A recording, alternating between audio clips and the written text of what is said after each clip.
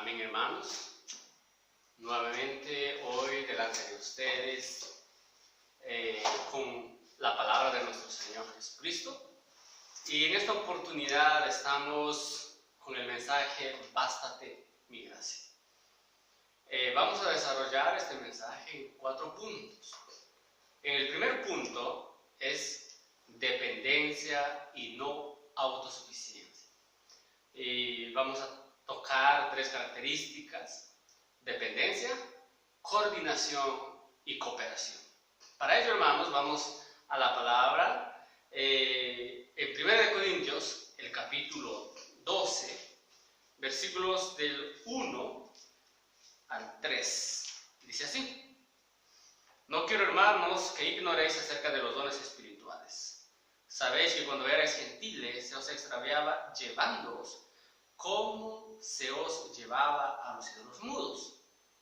Por tanto, os hago saber que nadie que hable por el Espíritu de Dios llama anatema a Jesús. Y nadie puede llamar a Jesús Señor sino por el Espíritu Santo. Estimados hermanos, cuando el apóstol Pablo toca acerca de los dones que deben llegar a ser ministerios para las operaciones de Dios, el apóstol nos presenta 2 versículos. Observe el versículo 2, nos dice que nosotros ya no somos mudos. Antes sí éramos mudos, seguíamos a los ídolos mudos, pero ahora ya no somos mudos, sino que podemos invocar el nombre del Señor. El versículo 3 nos dice que si nosotros hablamos por el Espíritu de Dios, ciertamente llamamos a Jesús como nuestro Señor. Por eso, hermanos, cuando nosotros invocamos el nombre del Señor, es una señal de dependencia del Señor. Nosotros vamos a nuestro Señor. La palabra nos muestra que nosotros podemos invocar. Y este invocar, hermanos, es abrir nuestra boca al Señor, llamarle al Señor, clamar al Señor, y de esta manera ejercitamos nuestro espíritu. Hermanos, para desarrollar nuestros dones, a que lleguen a ser ministerios, nosotros necesitamos ejercitar nuestro espíritu. Por eso el apóstol Pablo nos presenta que primero es esa dependencia del Señor, ese clamar al Señor, ese llamarlo al Señor. Cuando vemos en 2 Corintios capítulo 4, el versículo 7 dice así: Pero tenemos este tesoro en vasos de barro, para que la excelencia del poder sea de Dios y no de nosotros. La excelencia del poder sea de Dios y no de nosotros. Estimados hermanos, nosotros solo somos vasos de barro. La excelencia y el poder es de Cristo, del tesoro que está dentro de nosotros. Entonces, yo al invocar el nombre del Señor, estoy permitiendo que este Cristo, este tesoro que yo tengo dentro de mí, manifiesta la excelencia y el poder para desarrollar los dones a que lleguen a ser ministerios. Y de esta manera Dios podrá operar en medio de la iglesia a favor de cada uno de nosotros, para llevarnos a crecer en vida, para llevarnos a la edificación. Ahora, hermanos, esta dependencia es tan importante para nuestra función en el cuerpo.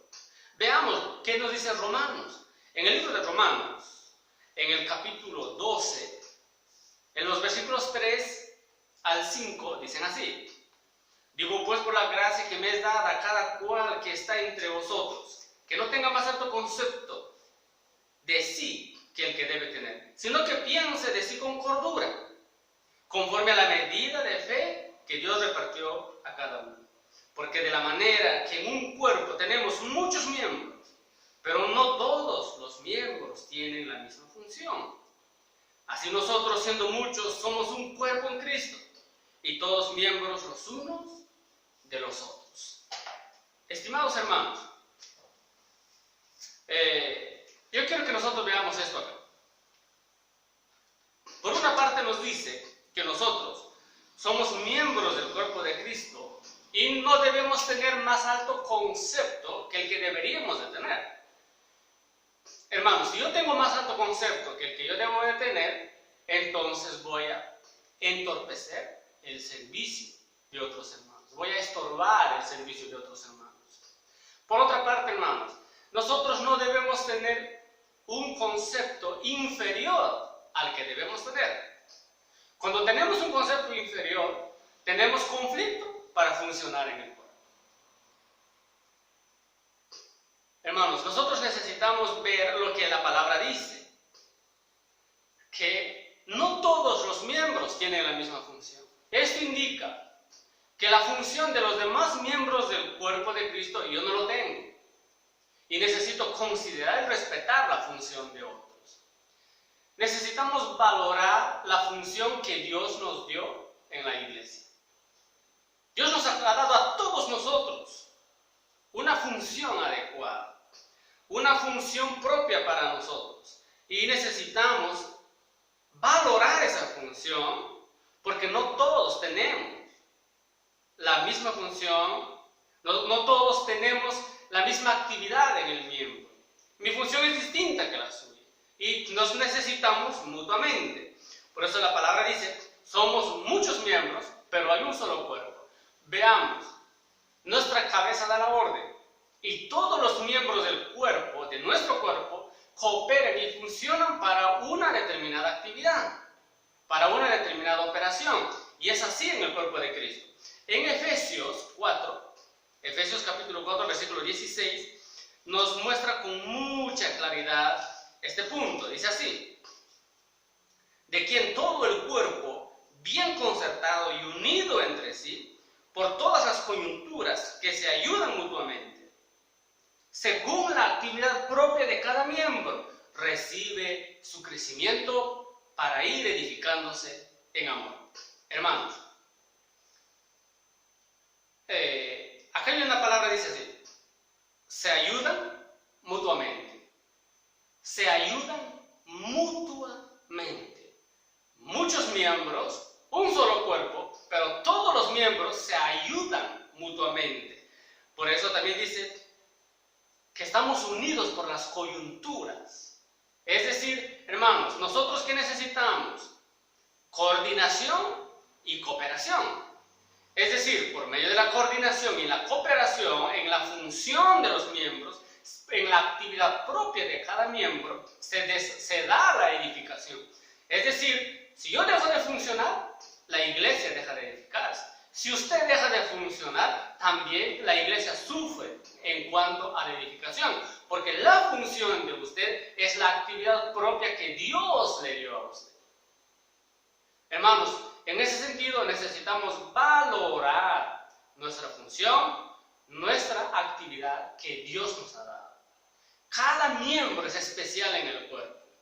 Entonces, si valoramos lo que Dios nos dio para yo funcionar, ciertamente el cuerpo va a recibir edificación, va a recibir el crecimiento. Que Dios nos ayude en este aspecto, hermano. Pasemos al punto 2. Hermanos, en el punto 2 tenemos servir a la voluntad de Dios. En el punto anterior nosotros hemos visto que necesitamos funcionar en lo que Dios nos ha dado. Y esta función debe realizarse, hermanos, en la edificación. Amén. Entonces, y esa función tiene que ver con la voluntad de Dios. Y nosotros necesitamos tener claridad en relación a la voluntad de Dios. Por eso cuando vemos en Efesios, capítulo 5, el versículo 17, dice así, por tanto, no seáis insensatos, sino entendidos de cuál sea la voluntad del Señor. Estimados hermanos, nuestro Señor nos está diciendo debemos ser entendidos en la voluntad del Señor. No debemos ser aquellos que nos falta el conocimiento en cuanto a la voluntad de Dios. Estimados hermanos, la voluntad del Señor necesita ser revelada en nuestra vida. Necesitamos ser entendidos, tener conocimiento. ¿Por qué, hermanos? Porque la voluntad de Dios define nuestra participación en el reino. Esto lo vemos en Hebreos, el capítulo 10, el versículo 36. Dice así, porque os es necesaria la paciencia para que habiendo hecho la voluntad de Dios, obtengáis la promesa. Vean, hermanos, esta frase, habiendo hecho la voluntad de Dios. Nosotros necesitamos hacer la voluntad de Dios. Para yo hacer la voluntad de Dios, ¿qué necesito? Tener conocimiento de la voluntad de Dios. Por lo cual, hermanos, la palabra nos está diciendo acá que hay que ser entendidos, conocer la voluntad para hacer la voluntad, hacer la voluntad de Dios. Entonces, yo voy a obtener la promesa. Vean, hermanos, obtener la promesa. Hermanos, esta promesa tiene que ver con el galardón que Dios quiere darnos. Como mismo Hebreos dice, el grande galardón. Hermanos, nosotros necesitamos ser estos conocedores, aquellos que perciben la voluntad de Dios, aquellos que se dejan guiar por la voluntad de Dios. Es decir, hermanos, nosotros no somos aquellos que viven haciendo la voluntad de la carne, del viejo hombre, de nuestro ser natural caído. No, nosotros somos aquellos que hacen la voluntad de Dios para obtener la promesa para nosotros, para nuestras familias, para la iglesia. Hermanos, cuando en Mateo, en el Evangelio de Mateo, nuestro Señor Jesús dijo esto: no todo el que me dice Señor, Señor, entrará en el reino de los cielos, sino todo aquel que hace la voluntad de mi Padre. Hermanos, nosotros necesitamos ser aquellos que hacen la voluntad de Dios, que hacen la voluntad del Padre, ¿verdad? Entonces, en este punto es tan importante ver que si nosotros hacemos la voluntad del Padre, tendremos acceso al reino. Y yo creo, hermanos, que de todos nosotros, en nuestro corazón está reinar con el Señor, escaparse de la hora de la prueba que ha de venir sobre la tierra, de la gran tribulación, reinar con el Señor. Pero para reinar con el Señor, necesito hacer la voluntad de Dios. Nosotros vemos en Hechos capítulo 16, el versículo 6. Nosotros vemos el relato del viaje misionero cuando el apóstol Pablo y Silas hacían la obra de Dios. En el versículo 6 dice así: y atravesando Frigia y la provincia de Galacia, les fue prohibido por el Espíritu Santo hablar la palabra en Asia. Recalcando de nuevo, les fue prohibido por el Espíritu Santo hablar la palabra en Asia. Y cuando llegaron a Misia intentaron ir a Bitinia, pero el Espíritu no se los permitió. Y pasando junto a Misia, descendieron a Troas. Y se le mostró a Pablo una visión de noche, un varón macedonio que estaba en pie, rogándole y diciendo: pasa a Macedonia y ayúdanos. Cuando vio la visión, enseguida procuramos partir para Macedonia, dando por cierto que Dios nos llamaba para que les anunciásemos el Evangelio. Veamos en esta porción de la palabra que en dos oportunidades el Espíritu Santo le prohibió a Pablo y a Silas hablar la palabra de Dios. Si nosotros vemos el propósito del viaje, que era llevar el Evangelio, podríamos decir, esto es contradictorio. ¿Cómo el Espíritu Santo le prohibió a Pablo y a Silas hablar la palabra? Pero eso es lo que nos dice la misma palabra, que el Espíritu Santo les prohibió, no les permitió. Es decir, hermanos, el Espíritu Santo no les permitió hablar la palabra en determinada ocasión o región, porque nuestro Señor Jesucristo deseaba que Pablo y Silas predicasen la palabra en Europa, no en Asia. Entonces ellos empezaron a entrar hacia Europa, hacia el continente europeo, hermanos. Y nos está mostrando acá que en el versículo 9 y en el versículo 10 nos habla que Pablo vio una visión, hermanos. Esto indica que para nosotros lograr hacer la voluntad de Dios, de acuerdo al plan de Dios, de acuerdo al deseo de Dios, necesitamos ¿de qué? De una visión. Y una visión gobernante, una visión que pueda gobernar nuestras vidas. En ciertas ocasiones, el Espíritu no nos va a permitir hacer ciertas cosas, aunque sea con relación a la obra de Dios o cosas para Dios. Estimados hermanos, no todo buen deseo de nuestro corazón de hacer la obra de Dios es aprobado por Dios. Lo podemos ver en Pablo y Silas. Ellos quisieron ir a Asia a predicar la palabra y el Espíritu no se lo permitió. Igual nosotros, hermanos, en determinadas ocasiones o un buen deseo de mi corazón o yo quiero hacer algo, no siempre está de acorde a la voluntad de Dios.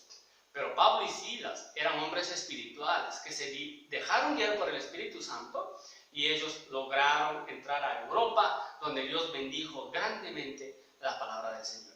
Igual nosotros vamos a dejarnos guiar por el Espíritu Santo para que lo que hagamos sea bendecido por Dios y sea sellado por el Espíritu Santo, sea aprobado por nuestro Señor.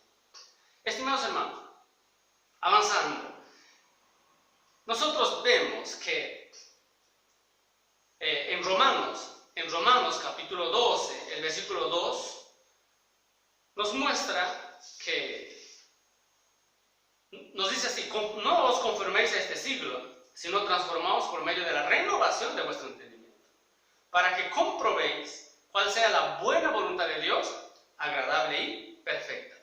Acá nos habla de comprobar la voluntad de Dios. Y nos dice que la voluntad de Dios es buena, agradable y perfecta. Esa es la voluntad de Dios. Hermanos, la voluntad de Dios para nuestra vida, ¿cómo es? Buena, agradable y perfecta. Y el apóstol Pablo dice que nosotros podemos comprobar, experimentar esa voluntad. Para lo cual, él presenta primeramente acerca de renovar nuestra mente. Estimados hermanos, nosotros necesitamos renovar nuestra mente, renovar nuestro entendimiento, renovar el contenido de nuestra mente. Y para ello es necesario, hermanos, tener tiempo con la palabra, tiempo de comunión con Dios, para que nuestra mente sea renovada y que nuestro Señor renueve nuestra mente para comprobar la voluntad de Dios.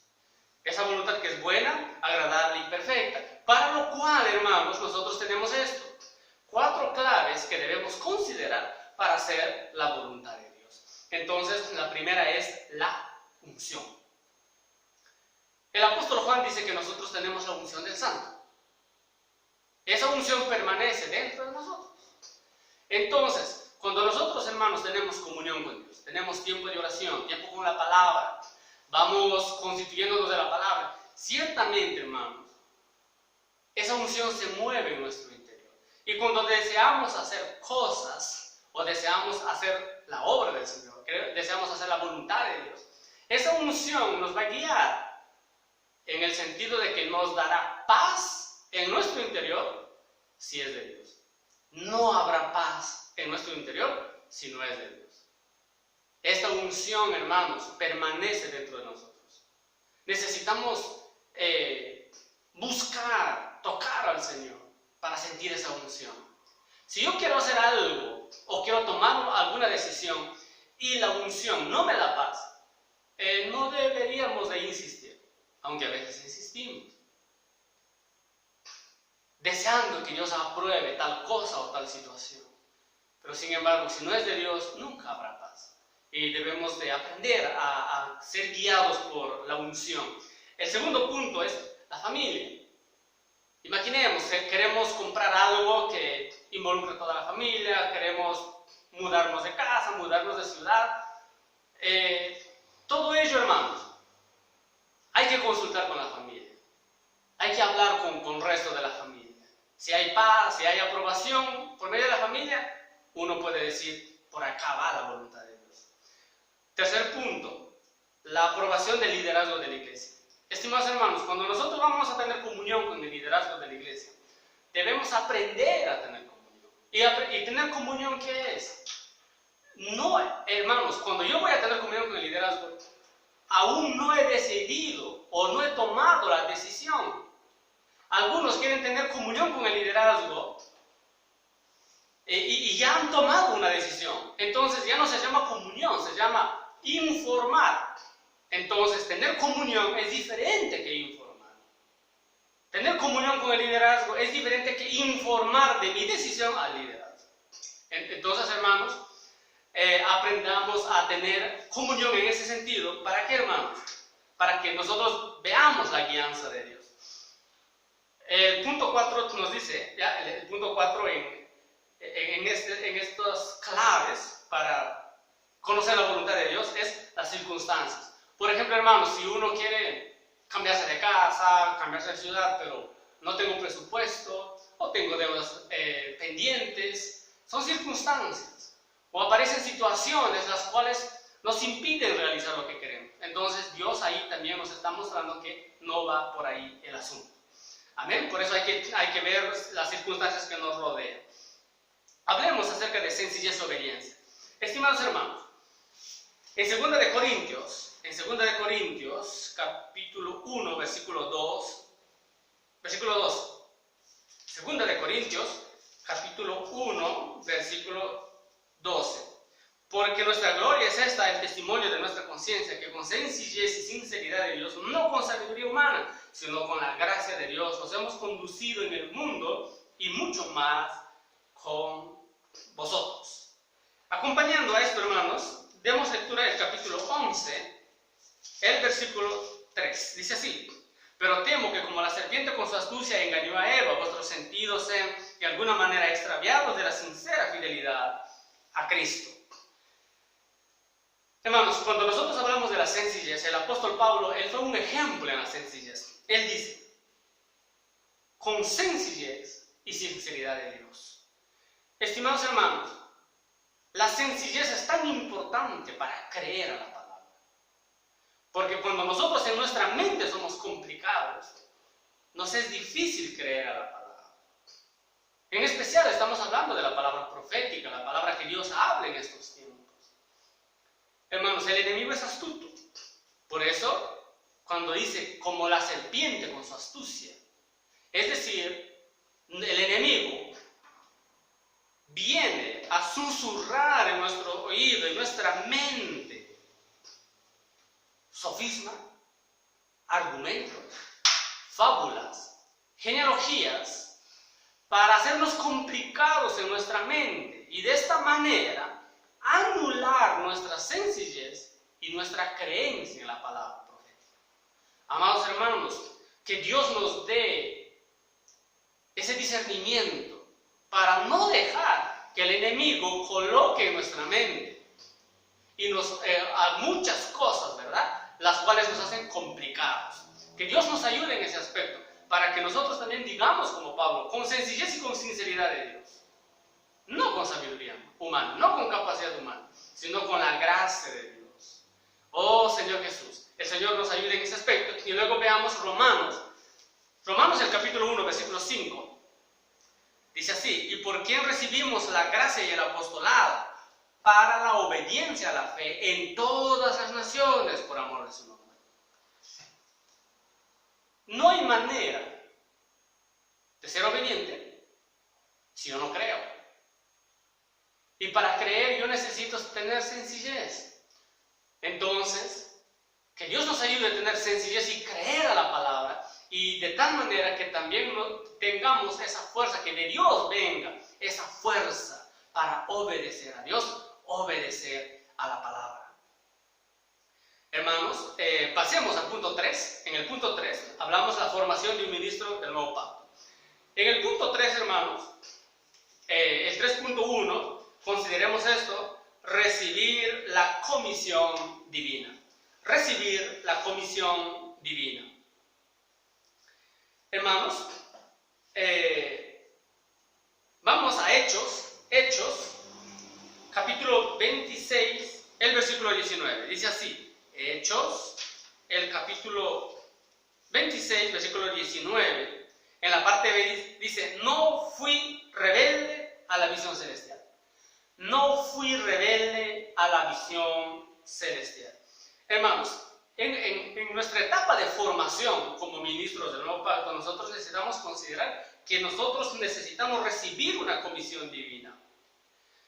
El apóstol Pablo dice, yo no fui rebelde, en otras palabras, fui obediente a la visión que el Señor me dio. Hoy Dios quiere darnos una visión, quiere darnos una comisión, quiere colocar en nuestras manos una comisión divina. Y para ello nosotros necesitamos tener un corazón de obediencia, un corazón que reciba tal comisión y una prontitud para obedecer a aquello que hemos recibido del Señor, el encargo que Dios nos ha dado. Dios, hermanos, anhela dejar en nuestras manos un encargo, y para ello nosotros hay que ser obedientes a lo que el Señor quiere darnos. El 3.2 dice así: constituirse con la palabra fundamental y profética. Cuando nosotros vemos en Hebreos, capítulo 2, versículo 1, por tanto es necesario que con más diligencia atendamos a las cosas que hemos oído, no sea que nos deslicemos. Hermanos, ¿cuánta palabra hemos escuchado hasta hoy? ¿Verdad? ¿Cuántas conferencias, cuántos libros espirituales? Y nosotros necesitamos tener diligencia. Y en este sentido, hermanos, yo los aliento a que también tengamos diligencia a atender a la palabra fundamental, ¿verdad? A los libros que nosotros tenemos en el ministerio, y podamos dar lectura, constituirnos de esa palabra, llenar nuestro corazón de esta palabra, y de esta manera estar constituidos y también dar esa atención debida a la palabra profética. ¿Para qué? Para no deslizarnos. Que el Señor nos capacite para tener esta diligencia. Hermanos, ahora vamos al 3.3.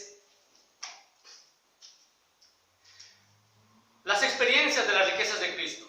Un ministro del Nuevo Pacto debe constituirse con las experiencias de las riquezas de Cristo. En este sentido, podemos ver que nuestro Señor, ¿qué es para nosotros? Alimento y bebida espiritual. Podemos experimentarlo como sabiduría, podemos experimentarlo como santificación, podemos experimentarlo como transformación, como la cabeza de la iglesia. Podemos experimentarlo, hermanos, como muchas riquezas espirituales. ¿Ya? Entonces, para ello, nosotros necesitamos abrir nuestro corazón y que el Señor nos lleve a tener estas múltiples experiencias. No solo experimentar a Cristo como Salvador, sino también en las otras cualidades o características que nuestro Señor Jesús tiene para nuestro disfrute y experiencia. En el 3.4 podemos verlo: el sufrimiento y las tribulaciones mediante la obra de la cruz. Estimados hermanos, nosotros vemos en Colosenses 1.24, Colosenses 1.24. Colosenses 1.24 dice así: y ahora me gozo en lo que padezco por vosotros y cumplo en mi carne lo que falta de las aflicciones de Cristo por su cuerpo, que es la iglesia. El apóstol Pablo está mostrando acá algo.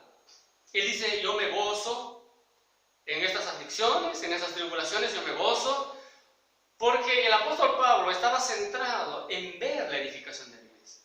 Y es así con nosotros en estos tiempos, hermanos. Nosotros vamos a pasar distintas tribulaciones, distintas aflicciones. Y es parte de la obra de la cruz de Cristo. Hermanos, estas aflicciones y tribulaciones a nosotros no nos deben de desanimar, tampoco deben de endurecer nuestro corazón delante del Señor. Al contrario, hay que ver el propósito. El apóstol Pablo dice: por causa de la iglesia. Y eso es algo maravilloso, hermanos, porque nosotros, por causa de la iglesia, sufrimos, padecemos y veremos la edificación de la iglesia. Y la palabra dice: las puertas del Hades no prevalecen en contra de la iglesia edificada. Mientras hay más edificación, la iglesia va a ser más fuerte, va a prevalecer más en contra del enemigo y habrá más edificación. El apóstol menciona, él dice, lo que falta de las aflicciones de Cristo por la iglesia. Porque la obra de Cristo en cuanto a la redención es completa. Ahí no falta nada. Lo que sí falta es en el asunto de la edificación de la iglesia. Y que el Señor nos dé esa capacidad, esa fuerza, ese vigor, esa capacidad de resistencia en las tribulaciones para nosotros poder disfrutar del Señor, ¿verdad? En medio de la tribulación y ver la edificación. Hermanos, por otra parte, veamos lo que nos dice 2 Corintios 1.5. 2 Corintios, capítulo 1, el versículo 5. Porque de la manera que abundan en nosotros las aflicciones de Cristo, así abunda también por el mismo Cristo nuestra consolación. Hermanos, cuando acá habla de las aflicciones de Cristo, también nosotros podemos decir, estas son las tribulaciones. ¿verdad? Y esta palabra en el original, tribulación en griego es tripsis, y significa prensa, presión, agobio, opresión, aflicción, tribulación, angustia y dilema. Hermanos, nosotros veamos esto. El apóstol Pablo dice que él se goza en la aflicción, él se goza en la tribulación, y acá en 2 Corintios nos habla que abundan las aflicciones, de manera abundan en nosotros las aflicciones, y acá menciona que por este mismo Cristo van a abundar, ¿qué cosa? Consolación. Estimados hermanos, veamos esto. Si abundan aflicciones, si abundan tribulaciones, va a abundar consolación. Y esto es hermoso, hermanos, ¿por qué? Porque nos está mostrando que también esa abundancia de consolación nos van a consolar a nosotros, ganaremos experiencia.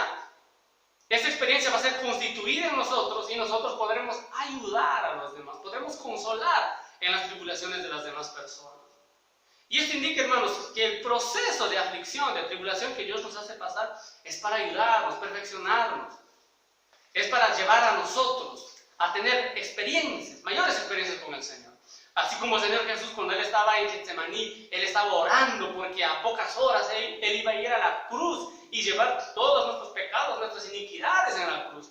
Él estaba bajo una tremenda presión, como significa esa palabra. Esa presión estaba sobre Él.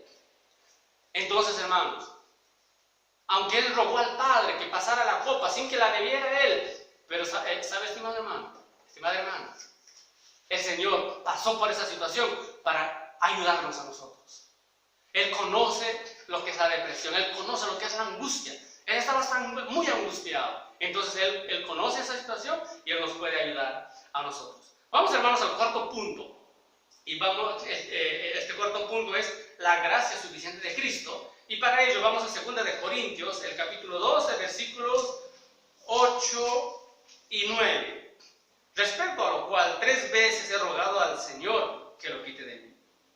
Y me ha dicho, bástate mi gracia, porque mi poder se perfecciona en la debilidad.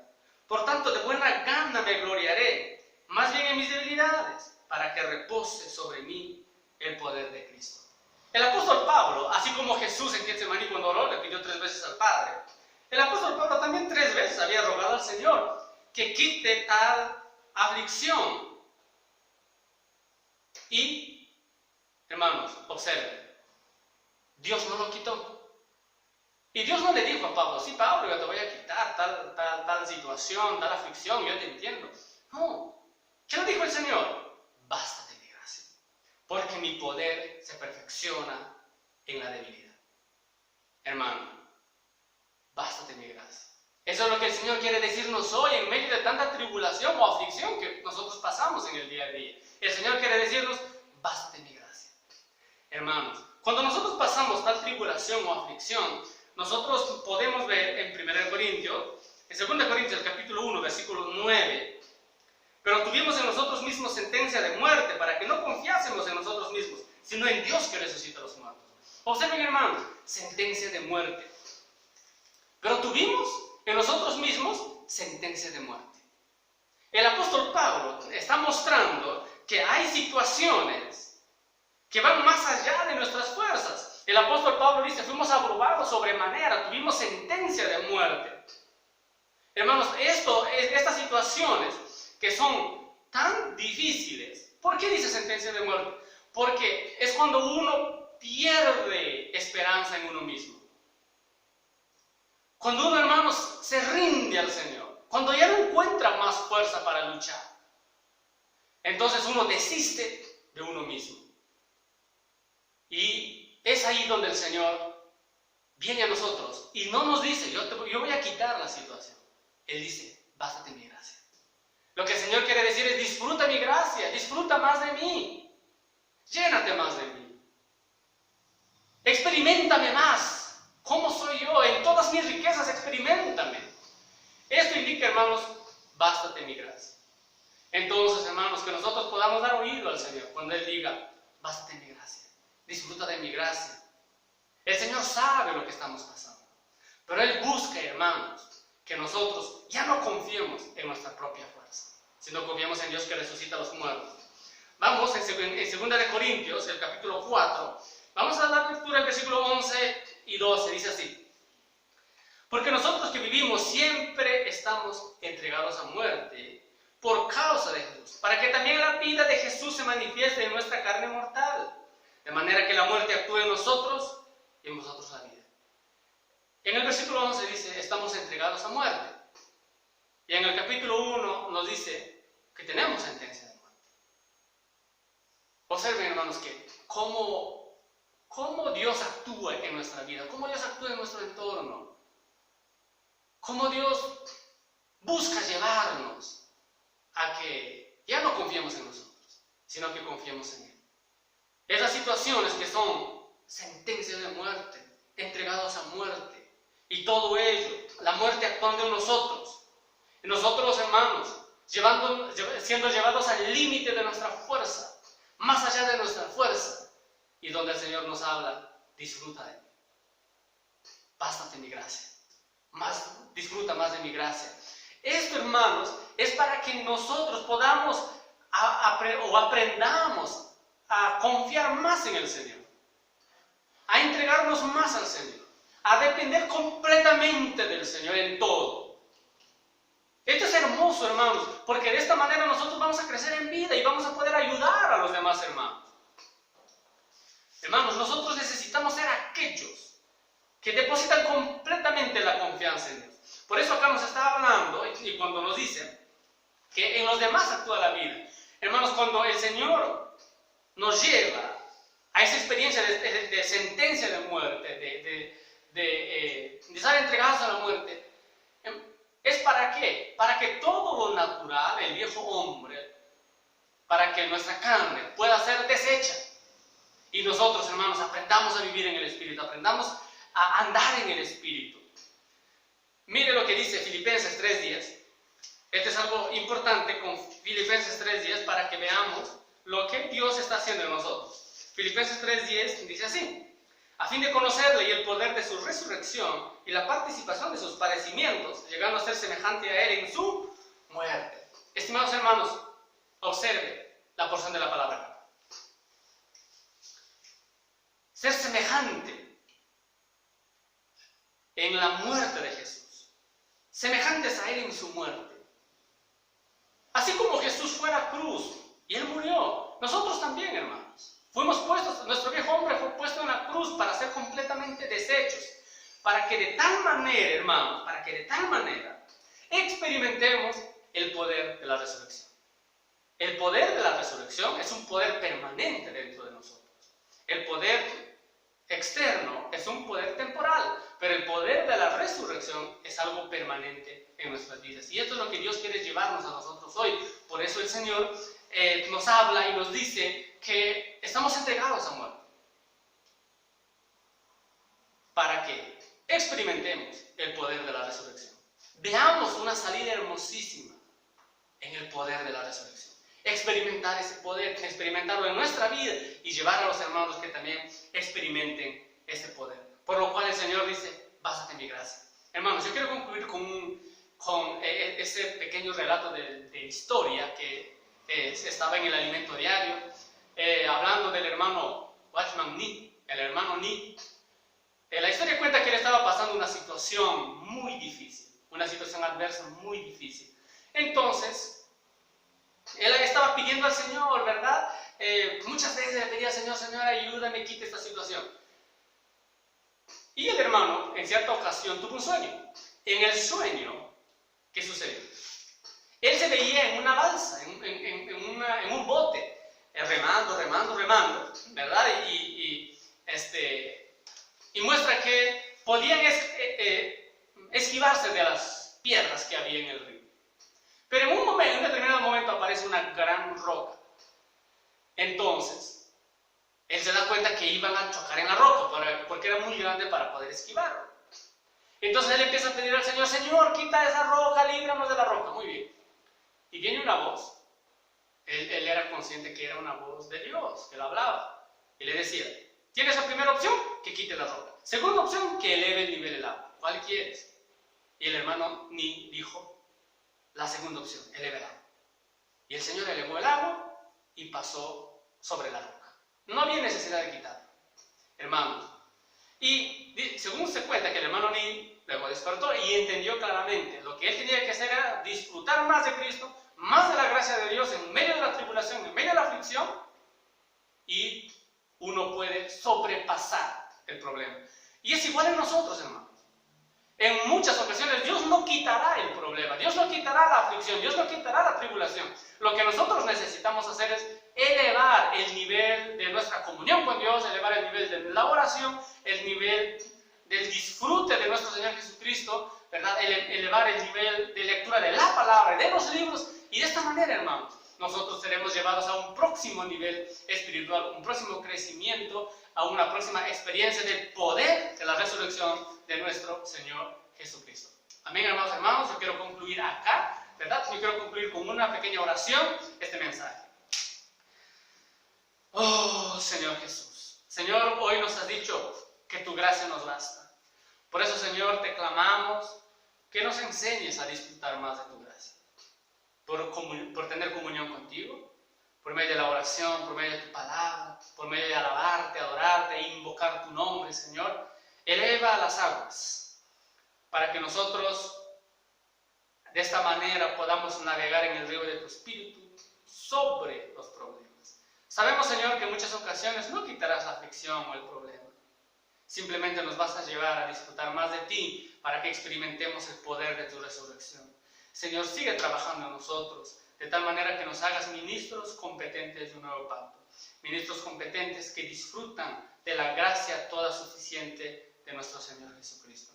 Enséñanos cada día, Señor, a depender de ti, por invocar tu nombre, por clamar a ti y llenarnos de ti, Señor, en nuestro día a día. Bendice toda tu iglesia, bendice cada hermano que está escuchando este mensaje. En el nombre de Jesús, amén.